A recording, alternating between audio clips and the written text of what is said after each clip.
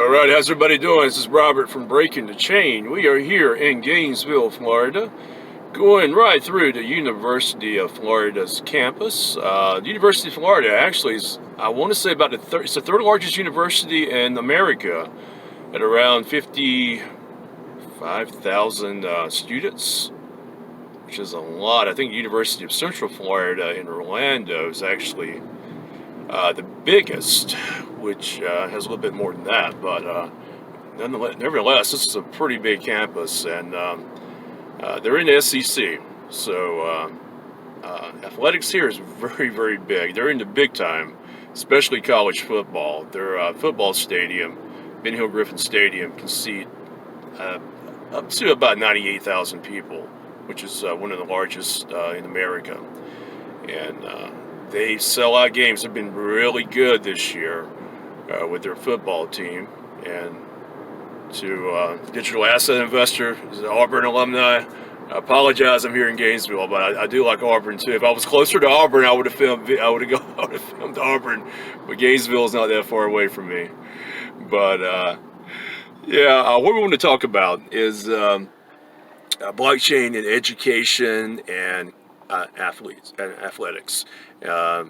A lot of colleges are actually, we saw Harvard and Yale putting millions in blockchain investments for their endowment.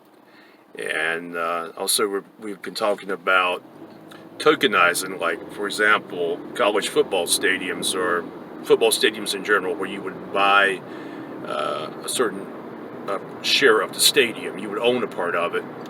It would be tokenized. And, I think that's going to be big in the future, especially for, I guess you would call it somewhat crowdfunding, in a way. So it's going to give maybe a more level playing field to some smaller schools out there who don't have the resources like the University of Florida has, or Georgia or Auburn, Clemson, your really big schools who have the deep pockets and alumni. So we'll look into that. In the meantime, we'll go right through the campus right here, and we'll try to take a tour of the football stadium if I can get in there. I've been there before. It's a really cool football stadium, actually, and we'll see if we can take a little tour of that. All right, this is Robert from Breaking the Chain. I cannot get into Ben Hill Griffin Stadium. Actually, area was closed off, and as anyone who's ever been to downtown Gainesville knows, it's hard to find a parking space there. It really is. So here's some pictures of Ben Hill Griffin Stadium. Actually, it's one of the biggest stadiums I've been to. I want to say Tennessee's the biggest stadium I've been to, and this stadium, Ben Hill Griffin, is probably holds about 95,000, probably 97,000 people at the max, which probably puts it in the top, probably top 10 of college football stadiums in America. It's huge.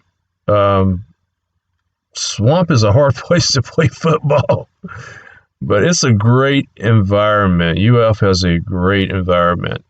All the SEC schools do. LSU, Auburn, Georgia, Alabama, Florida, even South Carolina. I know I went to Clemson, but I'll say South Carolina does have a pretty good environment too, as well. It's a powerhouse. University of Florida is a powerhouse. And what we're going to talk about in this video, we talk about how some schools are actually utilizing blockchain for endowment and for sports as well. And it seems like the Ivy League, they really got into it with digital assets. Harvard actually plunged into a crypto token sale investment. Endowment, they're back in Blockstack, a crypto company that seeks to hold 50 million digital offering. So a bunch of institutional investors have jumped into these crypto assets.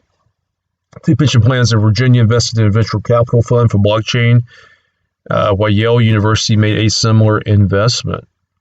So it's looking like they know something that we don't know, because it's a down market, and these universities are invested in that. They expect a large return on their investment, and it's not just Harvard. Actually, it's actually Yale, they're in bed. They have a huge blockchain foundation as well. Stanford, MIT. I mean, they're all doing this, and they know what's going on. And my advice is, I mean, I don't give advice, but in my opinion, I would say, it's you just want to hold it, see what happens. Just what these universities are doing. You don't see them selling or flipping or what have you. Harvard has, a huge billion-dollar endowment, $40 billion endowment. That is huge. That's incredible. And University of North Carolina, they've invested. Stanford, Massachusetts Institute of Technology, they're all putting some endowment into crypto. And it says Yale, the college had invested $400 million. Holy moly. $400 million for a new crypto-focused fund created by Coinbase founder and former capital partner. Wow. Pantera Capital. Wow, that is interesting right here. This is kind of old news, but it shows you where we're headed at with this. When the Ivy Leagues and the big colleges start doing this, they know something. They wouldn't be doing it just to make a few $1 million, They kind of see the longevity of what's going to happen, I believe, down the road. With sports, like, for example, we're looking at University of Florida, I said. As far I know, a digital asset investor, he's actually talked about tokenizing, like, for example, Auburn, Jordan Hare Stadium, like tokenizing that. You can buy different shares, so to speak, of actually that stadium. I think the same thing. I think people would be lined up to buy shares of Ben Hill Griffin Stadium if they could, or Death Valley in Clemson, or Denny Bryant Stadium in Alabama. I mean, they would. Same thing for Georgia and all your schools, and a lot of small schools too. They can raise funds for that, for doing tokenized real estate sales for athletic facilities, football stadiums, basketball arenas, practice fields. A lot of people would love to own a share of that. Say, hey, I own part of that building there. I own whatever. So many tokenized assets of that. I think we're going to see that.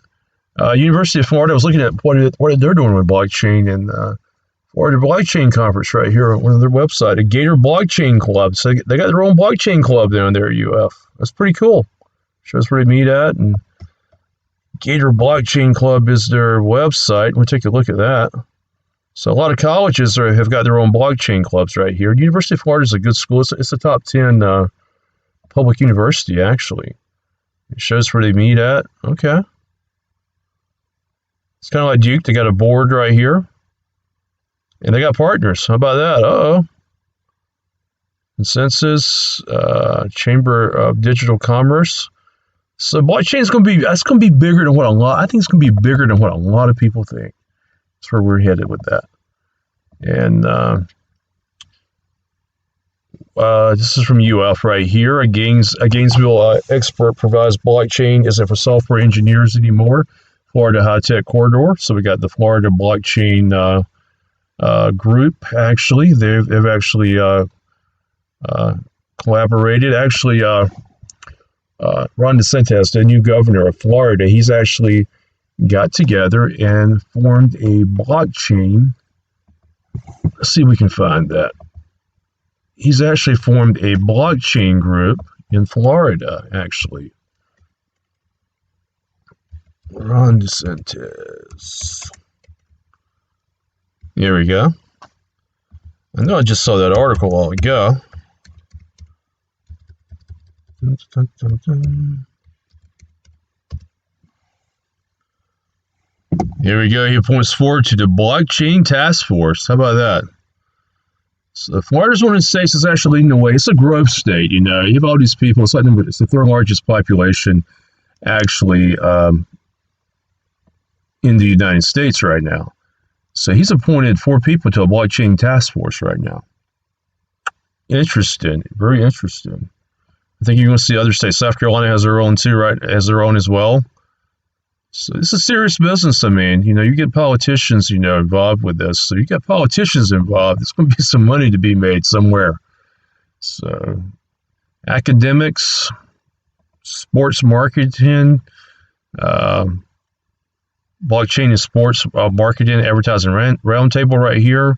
Sports video group. They're looking at blockchain, how that can improve athletics, college athletics. So there's a lot going on. With sports and with colleges, especially endowments with blockchain. So I think the two, are going to be integrated soon. They're talking about paying student athletes money or giving them a stipend or whatever. I think maybe something you can look in at. Like a quarterback. He gets paid so many tokens to do a sponsorship for a bookstore or company or whatever around campus, or soft drink. I mean maybe that's maybe that'd be a more legitimate way to make money. Maybe some more ICOs will pop up. Who knows? I mean, it's endless right now, I should say. So, University of Florida's invented Gatorade ad too. So, it won't surprise me. Maybe a blockchain partnership with Gatorade. Maybe, I don't know. Maybe along the way. But actually, and we're talking about right here, why is Harvard's endowment jumped into crypto? It goes into detail about why they're doing that. Reportedly, two other institutions. And it talks about some pros and cons in crypto winning institutional money. Very, very interesting. So I guarantee it's not all in Bitcoin. I guarantee it's some other, kind of like a mutual fund, probably a bunch of different assets, because we're looking at all these companies. Looking at Charles Schwab just bought TD Ameritrade. You got Fidelity. I mean, you got these big investment companies. Probably some ETFs coming up. I mean, you got a lot of big things coming up with digital assets in the Wall Street. It's coming sooner than we think. I mean, I just have a great feeling. Sooner than we think it's coming, especially if something happened with markets and so forth. Because there's a certain amount made. There's not going to be any more made of some of these digital assets. So it's deflationary. And some countries, their currencies, and the American dollar is going down in value too.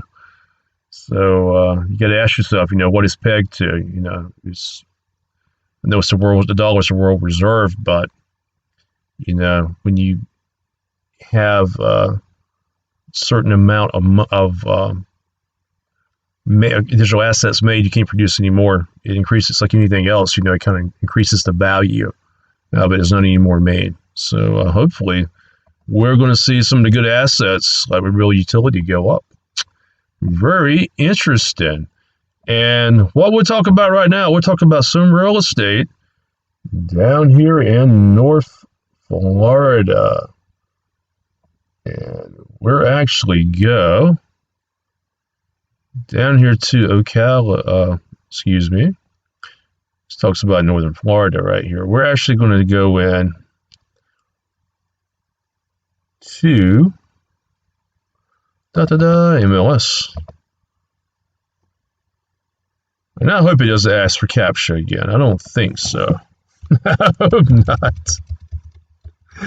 But we'll go into Gainesville and probably Lake City. Lake City is just north of Gainesville as well. You have a Gainesville, Florida, and a Gainesville, Georgia. It's kind of like a Greenville, North Carolina, and a Greenville, South Carolina. I'm sure mail and different stuff ends up at unintended cities instead of going to the right one. But Gainesville's not bad. Look at these houses here. I mean, 185, 171. Typical Florida homes here in the northern part of Florida. This part of Florida, like I said, you're not going to have all the palm trees. You're going to have more hardwood trees, more cypress and oak trees, similar to what you see in South Georgia and South Carolina in this area. But the home values are not bad. And think about it, your utility bill is not going to be bad. You make it down to 35 degrees one or 2 days in January, but it's not bad. I mean, no income tax. So I always tell people that this part of Florida may be one of the more affordable places in the United States to live at with no property tax. Excuse me, with no state income tax and with affordable electric bills. Somebody's got $1 right here. This can't be right. What in the? I don't believe this. House for sale, $1. There is no way. Who put this up here? I don't know if he's trying to start a bidding war or what. This got to be a typo. There's no. It's probably like last sold 95,000 in 1988. 2,668 feet. $1. Oh my gosh! I would say this house is probably about 300,000. I'm just guessing. In 1998, well, it sold for that. I would say probably at least $250,000. Hey, make an offer for $1. Yeah, can't believe everything you read. That's got to be a typo. If it's not, I'm going to be one angry person that I didn't buy it. I'll put it to you that way. But, hey, maybe this is a tokenized house. Maybe you're based on the blockchain and you're buying a token of it. What do you think? Maybe? Could be. I guess that's how you would do it, I mean, maybe it's just not, maybe I didn't read the fine print, but I wonder if you're going to see stuff like that on realtor.com, about tokenized real estate. But this house is $1 per square inch tokenized. All right, let's go to Lake City. Lake City's right up the road, like on the Georgia border, I-10, I-75, where they converge at. And we do a little video. At the end of this right here, I'll show you a video going down the road. Kind of shows this part of Florida. You kind of get a good feel, what it looks like and everything. Lake City, we have a lot of mobile homes in Lake City. And there again, if you just want a place to go to, for example, in the wintertime, let's say you want to go, you want to buy a cheap house, okay? In the world, okay? You want to buy a cheap house, and you just want to go like into Florida where it's warm at. You don't want to go all the way down to Orlando or Miami. Lake City would probably be Lake City or north of Jacksonville. Nassau County would be your first stop. So you can get a ranch house for $154,000. A lot of mobile homes here. Decent house for $90,000 right here. Lots for $15,000. And since Florida doesn't have state income tax, I talked with someone at H&R Block in the Florida Department of Revenue, and what they told me is if you have any crypto, any digital asset or what have you, if you move to Florida, say for example, I don't know, it's 5 years from now, your XRP and VeChain have gone up 1,000%. You're a millionaire. You're worth like $10-15 million. You live in New York or wherever, or some state, and you're going to have to pay 10 to 20%. So you're going to have to pay 20% in state taxes. Okay, on that, and you're going to have to pay $3 million in state taxes. Well, to avoid that, what you would do, you would first of all, this is according to what I was told, you would move to Florida, go across the state line to Lake City or somewhere, get you a cheap mobile home, live there for about a year. But as soon as you get there, as soon as you move there, get your driver's license and everything changed over to a permanent. It's got to be permanent residency to Florida. Then you sell, and you have a record show you sold. You're a state resident. And according to what I was told, state taxes can be avoided on that. Now, I was told this, so you have to do the research on your own. I advise you to go to call the Florida Department of Revenue or go to a tax consultant in Florida before you try to do this. What they told me may not be 100% accurate. But I'm just telling you what I was told. I'm not telling you to do this. I'm just telling you what I was told. So, you know, you have to do your research yourself on that. But yeah, if you just want a place to, go to in Florida, Lake City may be it. It's a rural area, though. Very rural, very friendly area, though. I mean, it's very friendly. This part of Florida is very southern. Um, it's just almost like living in like South Georgia or South Alabama. But great people here, nice people. You're not too far from. You're only like hour and a half, 2 hours from the beaches. You have Jacksonville's an hour away.